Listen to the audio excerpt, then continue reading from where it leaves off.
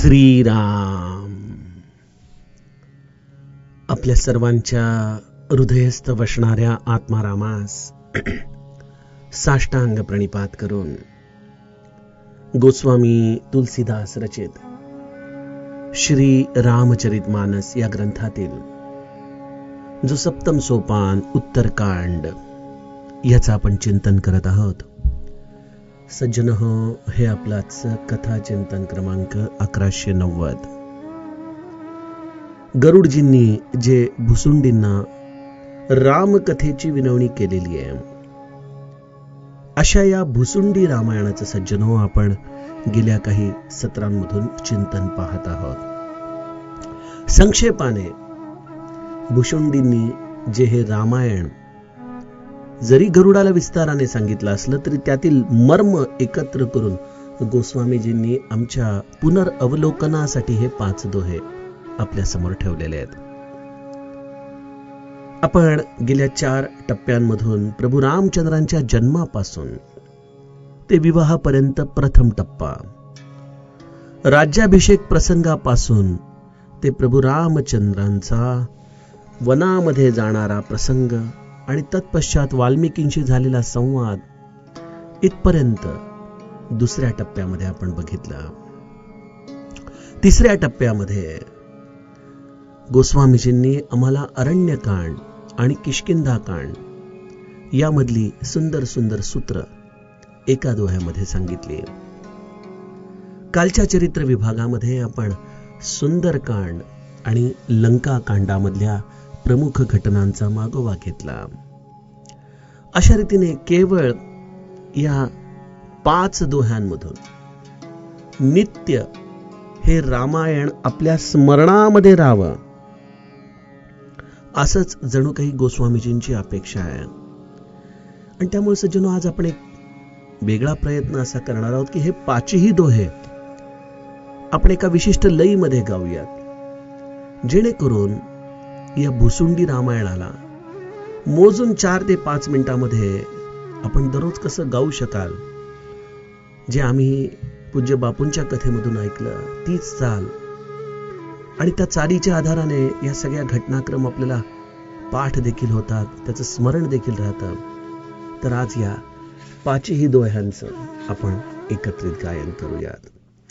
नाथ कृतार्थ भयहु मैं तव दर्शन खगराज, आय सुदेहु सो करो अब प्रभु आयहु के ही काज. सदा कृतार्थ रूप तुम्हा कह मृदु बचन खगेश, जेहि के स्तुति सादर निज मुख की निमहेश. सुनहु तात जेहि कारण आयहु सो सब भयहु दरस तव पायो, देखि परम पावन तव आश्रम गयहु मोह संशय नाना भ्रम. अब श्री राम कथा अति पावनी सदा सुखद दुख पुंज न सावनी. सादर तात सुनावहु मोई बार बार बिनवहु प्रभु तोई. सुनत गरुड़ कय गिरा बिनीता सरल सुप्रेम सुखद सुपुनीता. भयहु तासु मन परम ऊंचा लाग कहे रघुपति गुण गाहा. प्रथम ही अति अनुराग भवानी रामचरित सर कहसी बखानी. पुनि नारद कर मोह अपारा कहसी बहुरी रावण अवतारा. प्रभु अवतार कथा पुनि गाई तब शिशु चरित कहसी मन लाई. बाल चरित कही विविध विधि मन मह परम उछाह. ऋषि आगवन कहेसी पुनि श्री रघुवीर विवाह. बहुरी राम अभिषेक प्रसंगा पुनि नृप बचन राज रस भंगा. पुरबासी न कर बिरह विषादा कहसी राम लक्ष्मण संवादा. विपिन गवन केवट अनुरागा सुरसरी उतरी निवास प्रयागा. वाल्मीक प्रभु मिलन बखाना चित्रकूट जिमि बसे भगवाना. सचिवागवन नगर नृप मरना भरतागवन प्रेम बहु बरना. करि नृप क्रिया संग पुरबासी भरत गए जहाँ प्रभु सुख रासी. पुनि रघुपति बहु विधि समुझाए लय पादुका अवधपुर आए. भरत रहनि सुरपति सुत करनी प्रभु अरु अत्रि भेट पुनि बरनी. हई बिराध बद जेहि विधि देह तजी सरभंग बरनि सुतीक्षण प्रीति पुनि प्रभु अगस्ति सतसंग कही दंडक बन पावन ताई गीधमय त्रिपुनि तेहि गाय पुनि प्रभु पंचवटी कृत बासा भंजी सकल मुनि न की त्रासा पुनि लक्ष्मण उपदेश अनुपा सुरपन काजिमि कीनि कुरूपा खर दूषण बद बहुरी बखाना जिमि सब मर मुदसानन जाना दस कंधर मारिच बत कही जेहि विधि भई सो सब तेहि कही पुनि माया सीता कर हरना श्री रघुबीर बिरह कछु बरना पुनि प्रभु गीध क्रिया जिमि कीन्ही बधिक बंध सबरिहि गति दीनी बहुरी बिरह बरनत रघुबीरा जेहि विधि गए सरोवर तीरा प्रभु नारद संवाद कही मारुति मिलन प्रसंग पुनि सुग्रीव मिताई बाली प्राण कर भंग कपिहि तिलक करि प्रभु कृत शैल प्रबर्शन बास बरनन बरषा सरदरु राम रोष कपित्रास जेहि विधि कपिपति की सपठाए सीता खोज सकल दिसिधाए बिबर प्रवेश कीन जेहि भांति कपिन बहोरी मिला संपाति सुनि सब कथा समीर कुमारा नागत भयहु पयोधि अपारा लंका कपि प्रवेश जिमि कीना पुनि तहि धीरज जिमि दीना बन उजारि रावण ही प्रबोधि पुरदहि नागेहु बहुरी पयोधि आए कपि सब जह रघुराई बैदेही की कुशल सुनाई सेन समेति जथा रघुबीरा उतरे जाई बारी निधि तीरा मिला विभीषण जेहि विधि आई सागर निग्रह कथा सुनाई सेतु बांधि कपि सेन जिमि उतरी सागर पार गयहु बसी बीर बर जेहि विधि बाली कुमार निशिचर की सलराई बर निशि विविध प्रकार कुंभकर्ण घननाद कर बल पौरुष संघार निशिचर निकर मरन विधि नाना रघुपति रावण समर बखाना रावण बध मंदोदरी शोका राज विभीषण देव अशोका सीता रघुपति मिलन बहोरी सुर नकीनी स्तुति कर जोरी पुनि पुष्पक चढ़ी कपिन समेता अवध चले प्रभु कृपा निकेता जेहि विधि राम नगर निज आए बायस बिसद चरित सब गाए कहे सि बहोरी राम अभिषेका पुर बरनत नृप नीति अनेका कथा समस्त भुसुंड बखानी जो मैं तुम सन कही भवानी सुनि सब राम कथा खगनाहा कहत बचन मन परम ऊंचा गयहु मोर संदेह सुनेऊ सकल रघुपति चरित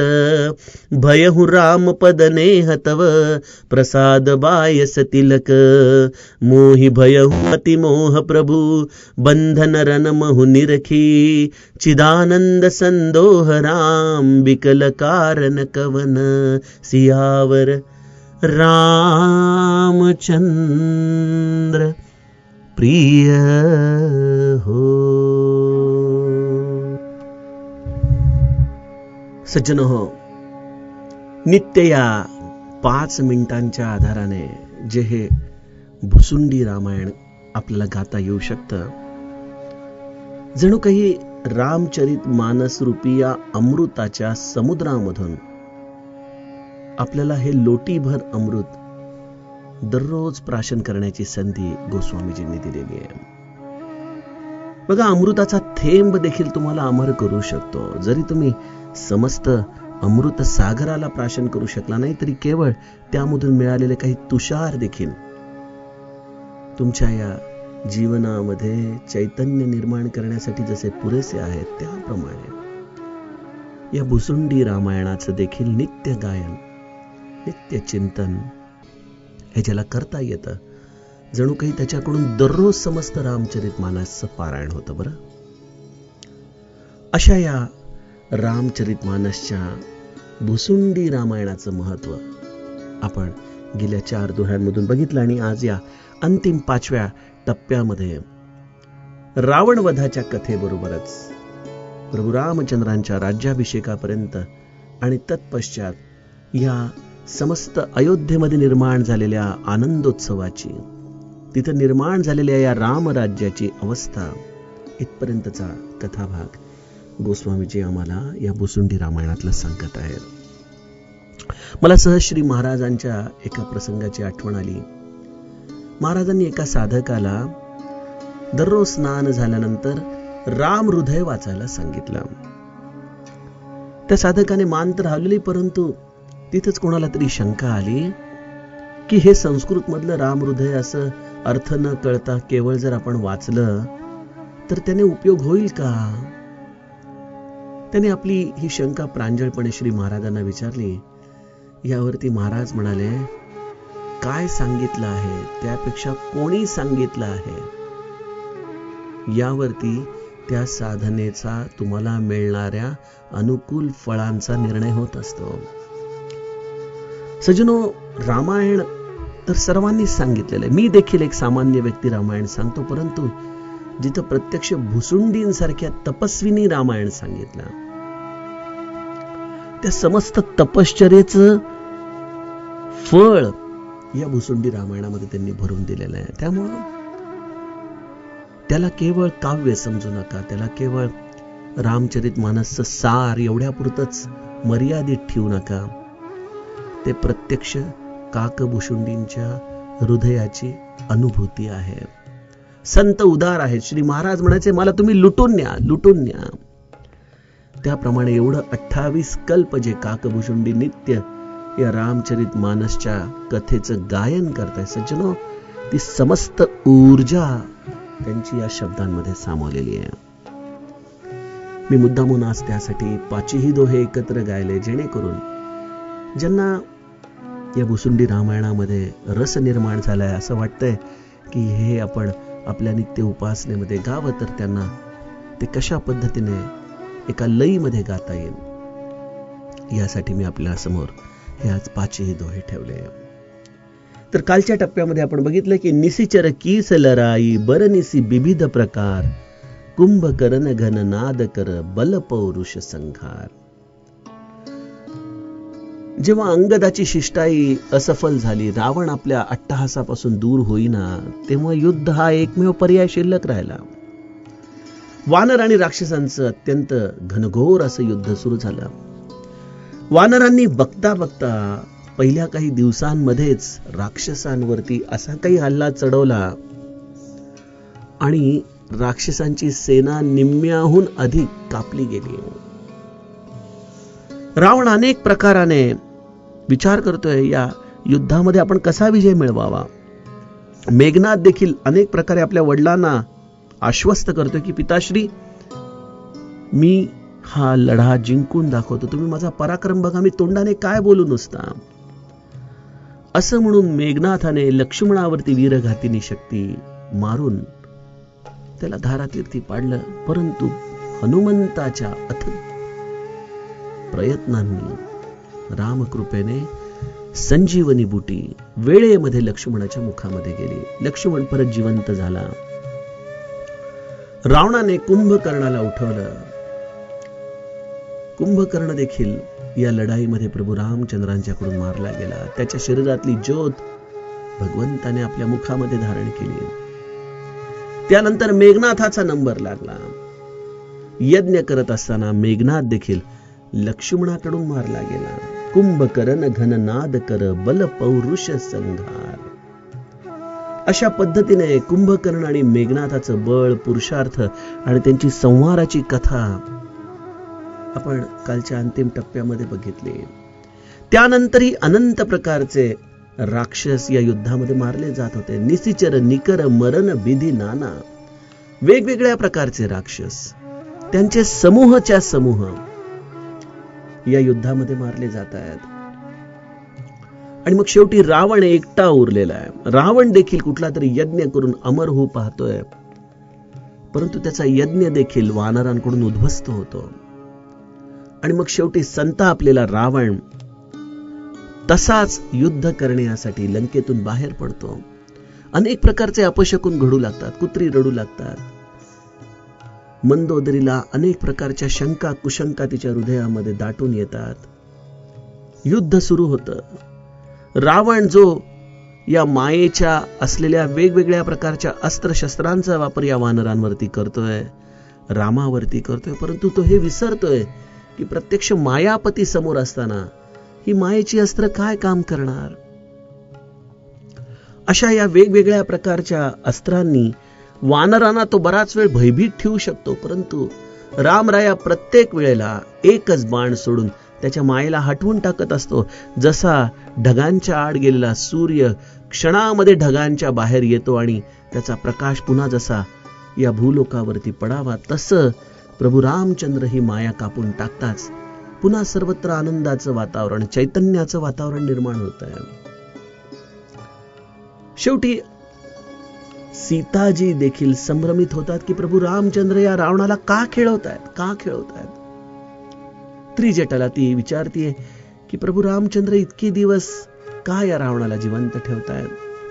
त्रिजटाने अतिशय सुंदर उत्तर दिलं की सीते, तू रावणाच्या हृदयामध्ये आहेस, कारण रावणाने तुला घट्ट आपल्या हृदयामध्ये धारण करून ठेवलंय. तू रावणाच्या हृदयात आणि तुझ्या हृदयामध्ये प्रभू रामचंद्र राहतात. प्रभू रामचंद्रांच्या हृदयामध्ये ही अनंत कोटी पसरलेली ब्रह्मांड राहतात. त्यामुळे जोपर्यंत तू रावणाच्या हृदयात आहेस, जर त्या अवस्थेमध्ये रावणाचा वध झाला तर या अनंत ब्रह्मांडांचा देखील लय होऊन जाईल, हे प्रभू रामचंद्र जाणतात. त्यामुळं ते रावणाला अशा पद्धतीने खेळवतायत की रावण व्याकुळ होऊन जेव्हा तुला हृदयामधून सोडून देईल त्या क्षणी रावणाचा वध होईल. हनुमंताच्या सुंदरकांड मधल्या चौपाईची आठवण येते. सुनी सीता दुख प्रभु सुख अयना, भरी आये जल राजीव नयना, बचन काय मन मम गती जाही, सपने हूँ बूझी बिपती की ताही. तेव्हा हनुमंत म्हणतो, कह हनुमंत बिपती प्रभु सोई, जब तव सुमिरन भजन न होई. हनुमंताने विपत्ती या शब्दाची फार सुंदर व्याख्या रामासमोर ठेवली की रामा, ज्या वेळेला तुझं भजन, तुझं स्मरण सुटेल त्याच्यापेक्षा मोठी विपत्ती ती काय. रावणाने सीताजी जरी लौकिक रूपाने आपल्या हृदयात धारण केल्या तरी सीताजी हे भक्तीचं रूप आहे. त्यामुळे रावणाची देखील विरोध भक्तीने रामाची सेवा चाललेली आहे. अशा सीताजींचं विस्मरण म्हणजे भक्तीचं विस्मरण, जब तव सुमिरन भजन न होई, अशा भक्तीचा विसर पडताच रावणाचा वध हा निश्चित आहे. आणि तसंच घडलं. प्रभू रामचंद्रांनी विभीषणाच्या सांगण्यावरून 31 बाण रावणाच्या दिशेने सोडले आणि या नाभीच्या जवळ जो हा अमृत कलश रावणाचा होता तो या 31व्या बाणाने उद्ध्वस्त केला. रावण या विदीर्ण झालेल्या देहातून पुन्हा निर्माण होऊ शकला नाही. अशा या रावणाचं धड हनुमंताने झट दिशेने मंदोदरीच्या समोर नेऊन ठेवलं. शत्रूला देखील अत्यंत मनापासून त्याच्याशी वर्तणूक करणार हे प्रभू रामचंद्रांचं चरित्र. रावण बध मंदोदरी सोका, राज विभीषण देव असोका. रावणाचा वध होऊन जेव्हा त्याचं हे पार्थिव मंदोदरी पाहते तेव्हा तिला अतोनात दुःख होतं, कारण मंदोदरी त्याला वारंवार समजावून सांगत असते. परंतु या अहंकारापायी मंदोदरीचा हा सदुपदेश रावण कधीच स्वीकारत नाही. मंदोदरीची समजूत देखील प्रभू रामचंद्र काढतात, जशी ताराची समजूत प्रभू रामचंद्रांनी काढली. तत्पश्चात लक्ष्मणाला हनुमंताला सांगून विभीषणाचा राज्याभिषेक होतो. सगळे देव स्वर्गामधले अत्यंत प्रसन्न होतात, शोकमुक्त होतात, कारण त्यांच्यासाठी असलेली सगळ्यात मोठी भीती रावण हा आता मृत्युमुखी पडलेला आहे. विभीषणाला सांगितल्यानंतर प्रभू रामचंद्र सीताजींना परत आणण्याचा क्षणाची वाट पाहत लंकेच्या बाहेर उभे आहेत. सीताजी आणि प्रभू रामचंद्रांचं मिलन, त्यामध्ये सीताजींचं झालेली अग्निपरीक्षा याचं देखील आपण सुंदर चिंतन लंका कांडामध्ये बघितलं. खरं तर ही मूळ माया रूपी सीता अग्नीमध्ये प्रभू रामचंद्रांनी ठेवली होती आणि ही गुणमाया रूपी सीता, तिचा अपहरण रावणाने केलं होतं. आता या अग्निपरीक्षेच्या निमित्ताने गुणमाया रूपी सीता या अग्नीमध्ये जळून गेली आणि मूळमाया रूपी सीता अग्नीमधून परत आलेली आहे. प्रतिकृती संपून गेलेली आहे. आणि अशा या मूळमाया रूपी सोन्यासारख्या चमकणाऱ्या कांतीच्या सीताजी या अग्निदिव्यामधून बाहेर येतात. प्रभू रामचंद्रांच्या शेजारी त्यांना स्थान मिळतं. प्रभू रामचंद्र आणि सीताजी या लंकेच्या बाहेर स्फटिक शिळेवरती बसलेल्या पाहून सुरनकीनी अस्तुती कर जोरी, वेगवेगळ्या प्रकारचे देवता प्रभू रामचंद्र सीताजींची स्तुती करू लागलेले आहेत, पुष्पवर्षाव करू लागलेले आहेत. अशा या सीताजी प्रभू रामचंद्रांचं मिलन आपण लंकाकांडाच्या अंतिम टप्प्यात बघितलं. बिभीषणाची मनापासून इच्छा होती की प्रभू रामचंद्रांनी एकदा तरी लंकेमध्ये यावं, आपला हा राजमहाल, आपली ही संपदा सर्व काही पाहावं, कारण की हे सगळं त्यांचं आहे. प्रभू रामचंद्रांना तो विनवणी देखील करतो.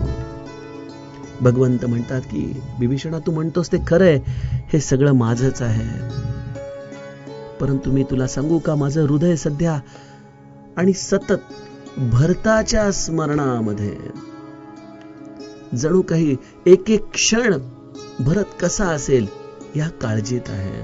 14 वर्ष संपायला फार कमी अवधी राहिलेला आहे. बिभीषणा, मला अयोध्येला परत जाण्यासाठी तुझं पुष्पक विमान देतो का रे? अशा पद्धतीने प्रभू रामचंद्रांचा हा विनय, त्यांचा हा संकोच आपल्याला लंकाकांडाच्या अंतिम टप्प्यामध्ये दिसला. बिभीषणाने त्वरित जाऊन सोनं नाणं घेऊन समस्त वानरांवरती या सोनं रत्न कपड्यांची वृष्टी केलेली आहे. आणि तत्पश्चात पुनि पुष्पक चढी कपिन समेता अवध चले प्रभू कृपा निकेता. प्रभू रामचंद्रांनी आपल्या समस्त वानरांना बरोबर घेतलेलं आहे.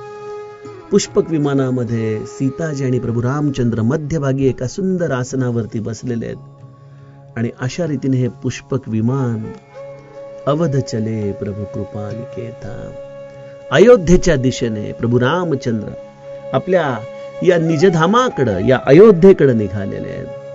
असे हे सुंदर चरित्र भुशुंडींनी गरुडाला सांगितलं.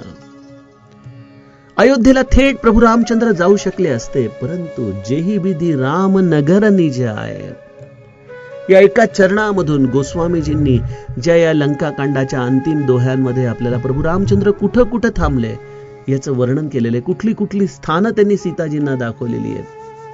त्या सर्व स्थानांचा परामर्श जणू काही या चरणामधून गोस्वामीजी घेत आहेत.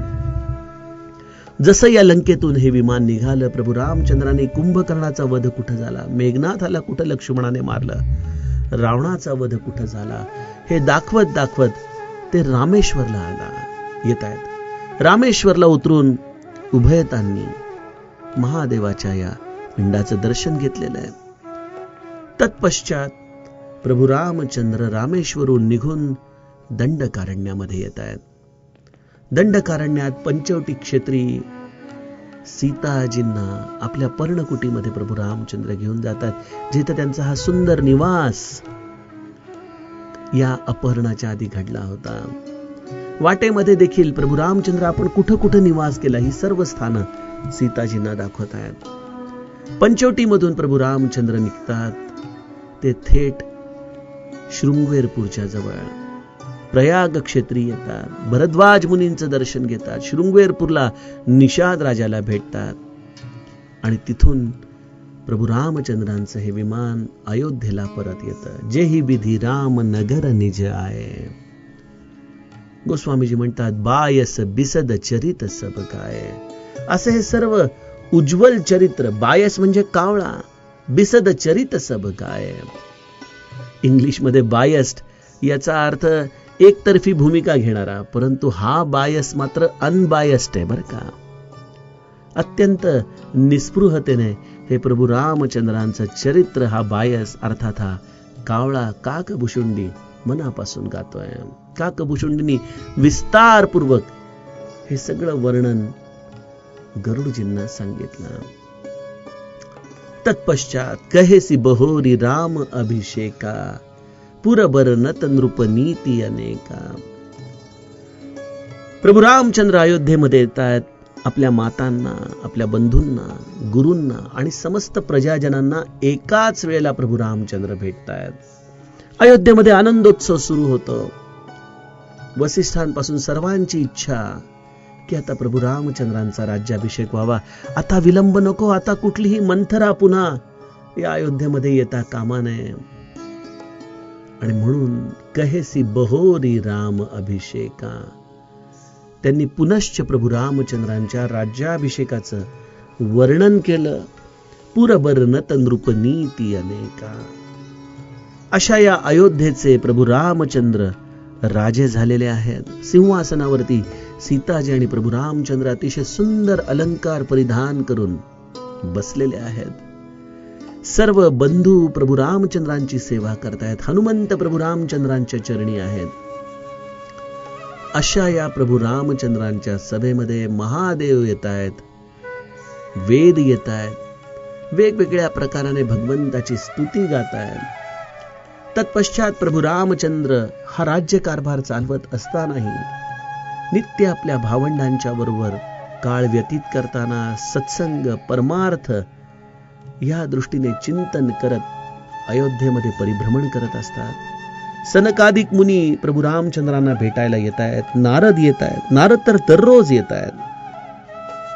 अशा या अयोध्येमध्ये कुठल्याही गोष्टीची कमतरता नाही. सगळीकडे जणू काही सौख्य, समाधान, आनंद ओसंडून वाहत आहे. कारण त्या नगरीचा राजा प्रभू रामचंद्र आहेत. अशा प्रभू रामचंद्रांनी एक दिवशी समस्त प्रजाजनांना आपल्या महालामध्ये बोलवून भक्तीचं महत्व, या मनुष्य देहाचं महत्व समजावून सांगितलं. आणि भगवंताच्या भक्ती करण्यामध्येच मनुष्य जन्माचं हित कसं साधता येतं याचं देखील मर्म प्रत्यक्ष भगवंताने आपल्याला सांगितलं. वसिष्ठ मुनी येऊन प्रभू रामचंद्रांना भेटतात. आपल्या मनातलं हा सद्भाव रामाजवळ ते व्यक्त करतात की मी उपरोहित्य स्वीकारायला तयार नव्हतो, कारण उपरोहित्य कर्म अति मंदा. मला असं वाटत होतं की हे पौराहित्य करणं म्हणजे आपण स्वतःलाच बंधनामध्ये बांधून घेणं आहे. परंतु जेव्हा मला ब्रह्मदेवाने सांगितलं की यामध्ये तुम्हाला खूप मोठा लाभ मिळणार आहे, प्रत्यक्ष परमात्म्याला तुम्हाला स्पर्श करता येईल, त्याच्यावरती ममत्व दाखवता येईल, त्याचं नामाभिधान देखील तुम्हाला करता येईल, हे सगळं ऐकल्यानंतर मनामध्ये विचार केला की जे अनेक प्रकारचं जप तप करून साधायचं ते जर मला पौराहित्याच्या भूमिकेतून प्राप्त होणार असेल तर ते मी स्वीकारायला तयार झालो. अशा रीतीने वसिष्ठ मुनी प्रभू रामचंद्रांचा संवाद होतो. अंतिम टप्प्यामध्ये देवर्षी नारद आणि प्रभू रामचंद्रांचा संवाद, आणि शेवटी अयोध्यावासियांना सर्व प्रकारची संपदा वाटत वाटत हनुमंत प्रभू रामचंद्रांच्याकडे डोळे भरून पाहतोय. हाच तो या सगुण चरित्राचा अंतिम टप्पा आपण अभ्यासला. आणि भुसुंडी देखील म्हणतात, कथा समस्त भुसुंड बखानी. ही सगळी कथा हे गरुडजी मी तुम्हाला सांगितली. जो मैं तुमस न कही भवानी. जी कथा भुसुंडींनी गरुडाला सांगितली, हे उमे तीच कथा मी तुला सांगितलेली आहे. बघा महादेव किती निरहंकारी असावं या तत्वाने, या शिवतत्वाने. रची महेश निज मानस राखा, पाय सुसम सिवासन भाषा, ताते रामचरित मानस बर. अशा या रामचरित मानसला ज्या या महादेवाने धरे हूं ही हेरी हर शी हर, आपल्या हृदयामध्ये ज्या या रामचरित मानसला धारण केलेलं आहे, ती कथा खर तर भगवंताची निज कथा ही महादेवाच्या हृदयामध्ये आहे. परंतु महादेव म्हणतोय की पार्वती, मी ती कथा तुला सांगितली जी मी भुसुंडींच्याकडून ऐकली होती. अशी ही समस्त रामकथा जेव्हा महादेवाने पार्वतीला सांगितली, गोस्वामीजींनी आमच्या सारख्या लोकांना सांगितली, भुसुंडींनी गरुडाला सांगितली, काय झाली गरुडाच्या मनाची अवस्था. सुनीर सब राम कथा खगना, कहत बचन मम परम उछाह. त्याच्या अंगामध्ये विलक्षण उत्साह, आनंद याचा संचार झालेला आहे. गरुडजी आपल्या मनातला संदेह पुन्हा एकदा काकभुशुंडींना सांगतात की मी इथं आलो होतो कारण मोही भय हूं अति मोह प्रभू बंधन रनमहू निरखी. मी जेव्हा प्रभू रामचंद्रांना नागपाशामध्ये बांधलेलं पाहिलं तेव्हा माझ्या हृदयामध्ये अत्यंत मोह झाला होता की असे सच्चिदानंद घन परमात्मा असे व्याकुळ कसे होऊ शकतात, एखाद्या सामान्य जीवाप्रमाणे बांधले कसे जाऊ शकतात. परंतु हे काकभुशुंडी मी आपला अत्यंत ऋणी आहे, कारण आपण मला हे समस्त श्रीरामचरित्र ज्या विस्ताराने तत्वांच्या सहित समजावून सांगितलं त्यामुळं माझे होते नव्हते तेवढे सर्व संदेह नाहीसे झाले. हे काक शिरोमणी, आपण हा फार मोठा अनुग्रह माझ्यावरती केला. आपल्या या अनुग्रहाने प्रभू रामचंद्रांच्या चरणी मला प्रेम निर्माण झालेला आहे. सज्जनो, हा अत्यंत मोठा प्रसाद आहे हरिकथेचा. भयहु रामपद नेह तव प्रसाद बायस तिलक. अशा प्रभू रामचंद्रांच्या हरिकथेचं, या भगवंताच्या प्रेमाचं आपल्या हृदयामध्ये अनुभूती येण्यासाठी म्हणून ही रामकथा आपण नित्य श्रवण करावी. अशा रीतीने भुशुंडी रामायणाला गोस्वामीजी विराम देतात. यातील पुढील टप्पा आपण उद्याच्या कथा चिंतनामध्ये बघूयात. जानकी जीवन स्मरण. जय जय राम.